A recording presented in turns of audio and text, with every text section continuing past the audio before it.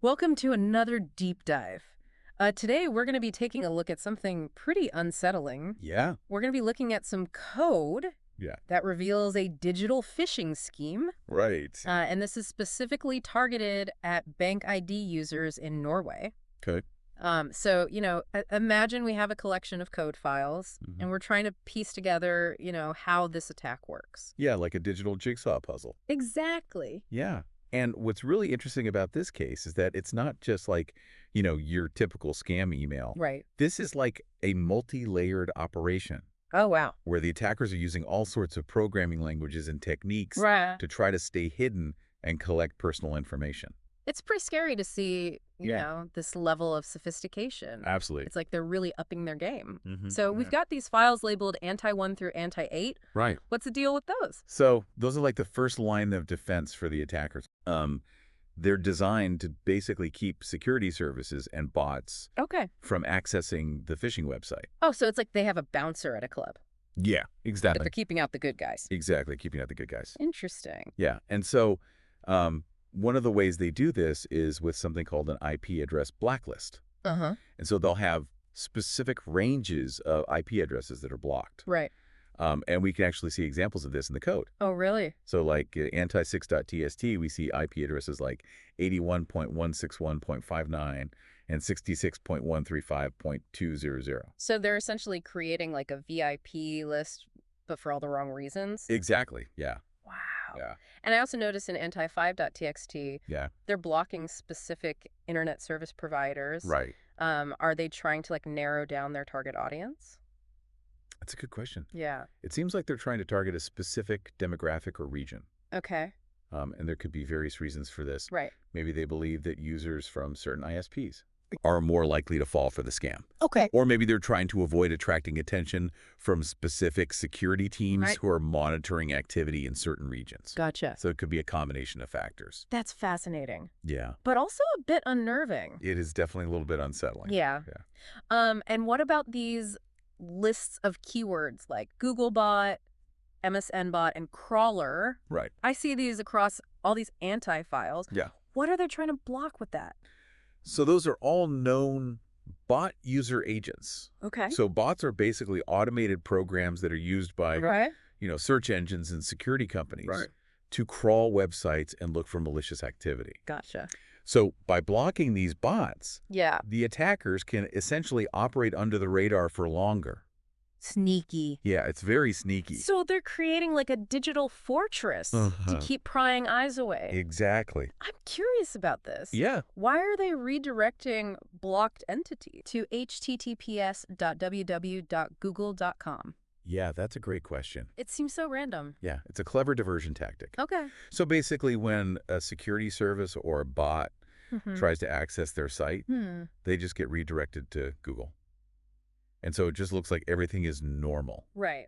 and it helps them avoid raising any red flags. Oh, that's clever. Yeah, So it's all about maintaining that illusion of legitimacy. exactly. Yeah, they want to blend in Right. as much as possible. So they've got all these ways of like keeping people off of their site, but how do they actually trick people into giving up their information in the first place? Right, so that's where app.txt comes in. Okay. This file contains the code that creates the fake BankID login page. Okay. So they're mimicking the real deal. Yeah. They've got elements like the BankID logo, Yeah, wow. reference award, Yeah, I saw that. which is Norwegian for reference word. Okay. And they even have instructions for the user, all in Norwegian, So they've really created like a convincing copy. Yeah, exactly. of a familiar website. Exactly. But they don't stop there. No, they don't. They're also using functions.txt and detect.txt Right. to gather information about the users who land on this fake page. Exactly. So they're logging all sorts of information. Wow. Like the user's IP address, Okay. the time of their visit, their browser type operating system. So they're not just after like login credentials. No, they're building a whole profile. They're building like a Yeah. comprehensive profile of their victims. Yeah, a dossier basically. What's the purpose of gathering all that extra information? So it's valuable for a number of reasons. Okay. One, they can use it to tailor future attacks. They can also sell this data on the dark web, Wow. Wow. or even use it for identity theft. Oh, gosh. So it's really a classic example of how cyber criminals are Yeah. going beyond just simple password theft. Right. They're trying to build these detailed profiles of their victims. And there's browser detection, Yes. which I saw in detect.txt. Right. What is that? So that's another layer of profiling. Okay. It allows them to detect the specific browser and version that the user is running. But, And so this information can be used to exploit vulnerabilities right. in older browsers, Oh. or even to tailor the phishing page to look even more convincing. Like they're constantly adapting and evolving their tactics. Yeah, absolutely. It's an arms race. Wow. They're always trying to stay one step ahead. So we've seen how they keep unwanted eyes off of their site. Right? We've seen how they create this convincing fake page. Mm-hmm. But how do they actually get the stolen data? Okay, so this is where things get really interesting. Okay, I'm intrigued. They're using Telegram? Wait, Telegram? Yeah, Like the app that people use to chat with friends and family. the very same. Why? It's actually a brilliant tactic. Really? Yeah, so by using a mainstream platform like Telegram, Okay. they're able to blend in with normal activity, Right. and it makes it much harder for security systems. To flag their operation. I never would have thought of that. Yeah, that's pretty clever. So how does it actually work? So the key is in infos.txt. Okay. This file contains a Telegram bot, API token, Uh-huh. and a chat ID. Okay. And these are like the secret username and password Exactly. for controlling a Telegram bot. Right. Okay, so they have this Telegram bot, but how does that actually help them steal data? So think of a Telegram bot as like a little digital helper Okay, that lives inside the Telegram app, right. and it can send and receive messages just like a regular user. Gotcha. But in this case, the attackers have programmed the bot Yeah, to receive stolen data okay. and then relay that back to them discreetly. Okay, so let me get this straight. Yeah, So when someone enters like their phone number, right. their Fudselsnummer, Oh, yeah. which is their national identification number Yes. in Gangs code, Right. or one-time code, Right. or even credit card details on this fake BankID page. All of that information Yeah. is instantly intercepted by the code in infos.txt. Wow. It gets packaged into a message Uh-huh. and sent straight to the attacker's Telegram account Via the bot? via the bot. Yeah. That's so sneaky. It is incredibly devious. They've turned like an everyday app, Yeah. like Telegram, Right. into their own secret data pipeline. Exactly. And that's what makes this scheme so effective. Yeah. They're exploiting this trust that we place Yeah. in these everyday tools and platforms. It's unsettling. Yeah. It's a good reminder that any platform Yeah. can be exploited if you know how. So we've uncovered how they evade detection, Right. how they create this convincing fake, and how they even steal the data using Telegram. Yeah. This is already like a pretty complex operation. It is a sophisticated attack. What else is there? Well, there's still a few pieces to this puzzle. Okay. Let's talk about the loading files. Okay. Loading.txt through loading5.txt. Okay. These play a crucial role in making the whole scheme believable. Just from the names of the files, Yeah. I'm guessing these are about making the victim wait. You got it. Okay. These files contain the code Yeah. that generates a simple loading message Okay. on the screen. Right. And this is a common tactic used to mimic Okay. the delays that often occur Yeah. during legitimate online banking processes. So it's all part of the illusion Exactly. while their data is being sent to the Telegram account. Yeah, they're buying time Yeah. while the stolen data is being whisked away So to their Telegram hideout. they're really preying on the user's familiarity with these processes because I know that when I'm banking online, Yeah, sometimes there is a delay absolutely. and you just kind of expect it. Yeah, you're used to it. Yeah. You don't think twice about it. And it's reassuring. Right, So they put that in there. exactly. And the user's like, okay, everything's fine. They think everything is proceeding as expected, Right. and they're less likely to suspect anything is amiss. It's clever, It is. but it's disturbing when you think about it. Yeah, absolutely. It highlights how these attackers Yeah. really understand human behavior, Yeah. and they exploit our trust in these seemingly mundane processes. This is already like shedding light on some pretty scary trends. It is definitely a concerning case. But before we get into that, Okay. I want to take a moment to delve into like the psychology behind this. I think that's a great idea. Because it's not just about the code. Right. It's about understanding how they manipulate people into falling for these traps. Absolutely. The human element is key Yeah. to understanding these attacks. So let's switch gears for a moment and talk about the psychology of these attacks. Let's do it. Because this is something that I'm always baffled by. Like, Yeah. how do people actually fall for this? It's a good question. Let's dig into that. I think it's a fascinating aspect of this whole thing. Yeah.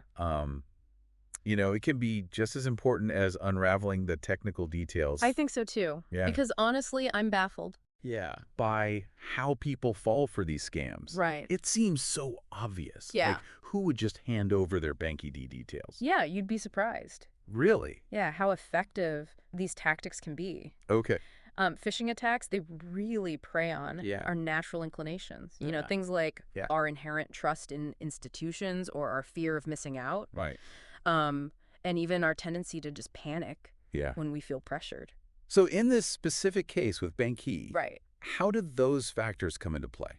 So think about the context here. Okay. BankID is deeply embedded Yeah. in Norwegian society. Yeah, it's used for everything. It's used for everything. Online banking, government services. Exactly. Yeah. So people are just so accustomed to using it regularly Right. that they might not even think twice Yeah. when they encounter a seemingly legitimate BankID prompt. It's like an autopilot response. It is. It's like muscle memory. You see the logo, you see the format. And you're like, oh, yeah, this is fine. Exactly. And that's where the attackers exploit our trust. Right. We're conditioned to trust these institutions and platforms Right. We use them all the time. that we use all the time. Yeah. So when we see that familiar interface, our guard is naturally down. And in this case, they're using Telegram, Right. which adds like another layer Yeah. of perceived safety. Exactly. It's like getting a message from a friend. All right. It's like, oh, this must be fine. Yeah. Yeah, and that's what makes the use of a platform like Telegram for data exfiltration so clever. Okay. It just blends in seamlessly Yeah. with our daily digital lives. Yeah. And this makes it that much harder Yeah. to discern malicious intent. It's not just about mimicking a website. Yeah. It's about like hijacking the trust that we Yeah. put in these everyday tools. Exactly. That's scary. It is. So they've established the sense of trust. Right, yeah. How do they actually get people to give up their information? So that's where urgency and fear come in. Okay. Phishing messages often use language that creates a sense of urgency. Okay. So they might say things like, Okay. your account has been compromised. You need to act now. Oh, okay. Or, we've detected suspicious activity. Confirm your details immediately. So they're making people panic. Exactly. They're making you think like, oh no, I need to do this right now. Right. They're trying to trigger that fight or flight response. Yeah. And that split-second decision that's driven by fear or anxiety. Right. That's often where people make the mistake Yeah. of clicking on a malicious link Oh. or entering their information into a fake form. So they're hijacking your rational thinking. They bypass our logical defenses Wow. and they target our emotional vulnerabilities. It's a powerful combination. It is a very powerful combination. So knowing all of this, what can we do? So the key here is vigilance. Okay. And a healthy dose of skepticism, So like, don't trust anything. pretty much. Okay. Especially unsolicited messages, Okay. requesting personal information. Yeah. So even if it looks like it's coming from your bank, Even if it looks like it's from a government agency, don't trust it. verify it independently. How do you do that? So if you have any doubt, Yeah. contact the organization directly Okay. using a known contact method. Okay. So their official website. Right. Not the link in the email. Exactly. Not the information provided in the suspicious message. Okay. Good tip. Yeah. What else? Pay close attention to website addresses. Okay. Phishing sites often use URLs Yeah. that closely resemble the real deal. Right.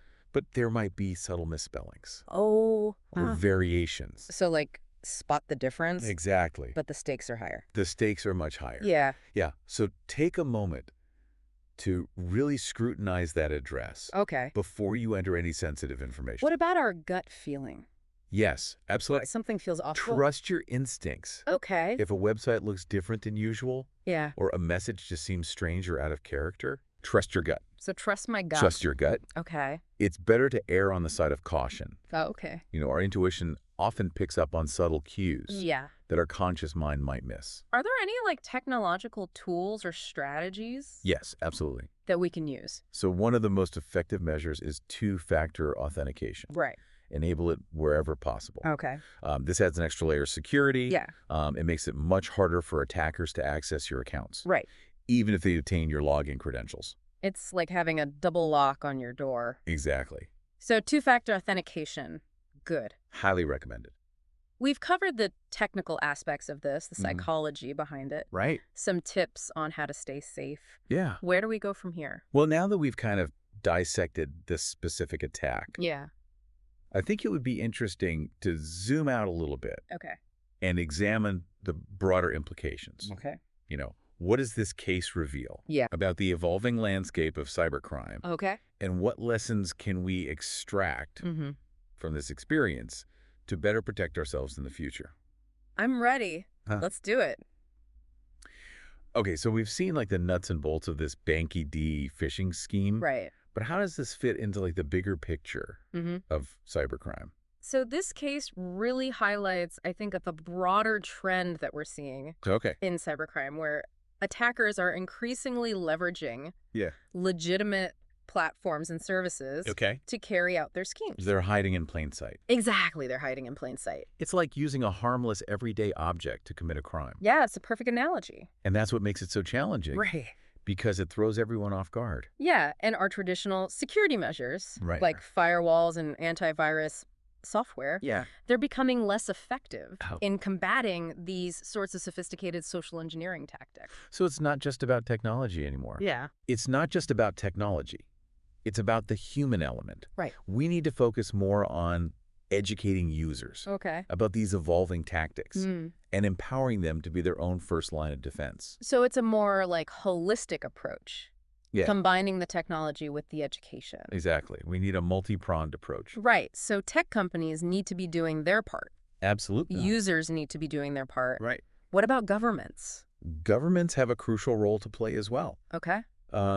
They need to be raising awareness Mm-hmm. and acting stronger laws to deter cybercriminals Right. and fostering international collaboration Okay. to pursue these criminals across borders. This is sounding a bit scary. It is a serious issue. What are the consequences Yeah. for people who fall victim to these schemes? The stakes are incredibly high. Wow. We're not just talking about stolen passwords anymore. Right. Victims can face significant financial losses, Okay. identity theft, long-term damage to their credit and reputation. It's like a ripple effect. It can have a devastating impact Yeah. on people's lives. So how do we stay ahead of the curve? Education Mhm. is key. Okay. The more people understand about the tactics employed by attackers, Right. the less likely they are to fall victim. Okay. So we need to equip individuals Hmm? with the knowledge and tools Yeah. to identify and avoid potential threats. Like giving them a toolkit Exactly. to navigate the digital Your world. Sentinel toolkit. Are there any resources? There are tons of great resources available online. Okay. The National Cybersecurity Alliance, for example, Mm-hmm. provides valuable tips and guidance on staying safe online. Okay. A lot of cybersecurity companies Yeah. offer free resources and educational materials as well. So there's help out there. There's definitely help out there. So as we wrap up this deep dive, Yeah. what's the key takeaway? I think the most important message is that no platform, no service, no app is entirely immune to exploitation. Oh, wow. So we need to cultivate that healthy sense of skepticism, Okay. question assumptions, Mm-hmm. and be wary of anything that seems too good to be true. So stay vigilant, stay informed, Absolutely. stay proactive. Yeah, those are the key takeaways. Any final words of wisdom? Don't be afraid to ask questions. Okay. Seek advice. Mm-hmm. Stay informed Okay. about the latest threats. Knowledge is power. Knowledge is power, especially in the world of cybersecurity. Yeah. And remember, even small steps, Yeah. like enabling two-factor authentication Right. or double-checking a website address, Yeah. can make a huge difference. That's really reassuring to know. Yeah. This has been an eye-opening deep dive. It has been a fascinating case. It's really amazing to see the lengths these attackers go to It's remarkable. and how they exploit our trust Yeah, the level of sophistication is incredible. in these everyday tools. And it's only going to get more sophisticated. So we all need to stay vigilant. We do. It's a constant cat and mouse game. Well, thank you for joining me on this journey. It's been a pleasure. And to our listeners, stay safe out there.